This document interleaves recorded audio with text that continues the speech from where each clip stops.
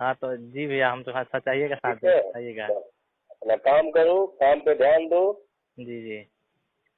आप बम्बई शहर सिर्फ एक के लिए ही नहीं होता है बेटा। आपका हाथ रहेगा तो। ठीक है, जी जी। मुंबई शहर में क्या होता है, कैसे होता है, बोल देना कि मेरा मेरा एक अनजान भैया भी है, देख लेगा। जी जी जी। ठीक हम है, हम वैसे भी रिकॉर्डिंग आप सुने होंगे, किसी का नाम नहीं बताए हैं कि मतलब ये हमको बोला है चाहे नहीं बोला है गाने के। जी। जाने दो, किसी से फोन पे बेटा बदतमीजी से बात मत करना, नहीं नहीं। अच्छे से बात करना। हम्म। ठीक है, जी अच्छे से बात करने के बाद जी जी। सिस्टम क्या होता है और सिस्टम में क्या क्या कैसे कैसे होता है, जी जी। उसके लिए तुम्हारा एक बड़ा भाई है बॉम्बे में ही। ठीक है जी जी। कोई बाबू, दिक्कत। जी भैया। बेटा वो